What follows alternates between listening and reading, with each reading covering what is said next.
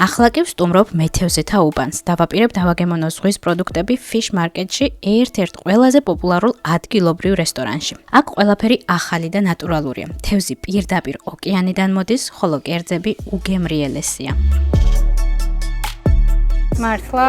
არის აბსოლუტურად არის. არა, მე ვწამე და ისე მომეწონა. ძალიან გემრიელია. აქ ნომერი პირველია, ნუნგვიზა და წვენები აქვს მაგარი ცინზაჟის ხელი. ქარი გვირჩი ეს დავნახოთ. სანამ ჩემი კერძი მზადდება, დაგათვალიერებინებთ და ცოტას მოგიყვებით აქაურობის შესახებ. ახლა ჩვენ ვიმყოფებით კუნძულის უკიდურეს ზედა წერტილში და ეს არის მეთევზეთა უბანი.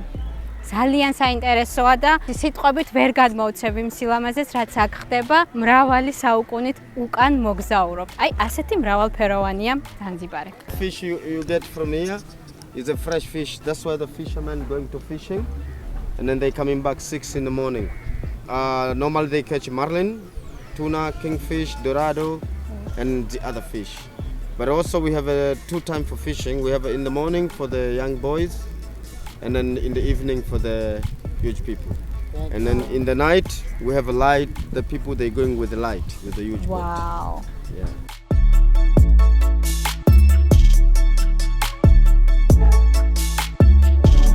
ესეც ჩემი კერძი, თევზი ქარის სოუსში. ქარმა არ დაგაბნიოთ ინდურ გემოებთან საერთოდ არაფერი ჰქონდა საერთო. ხო, ფასს რაც შეეხება, კონკრეტულად ეს კერძი 15,000 ტანზანიური შილინგი, ანუ დაახლოებით $6 ღირდა და ძალიან გემრიელია. დაჯავშნე მოგზაურობა ჩემი ტურისტულით. მოგწერე სოციალურ ქსელებში.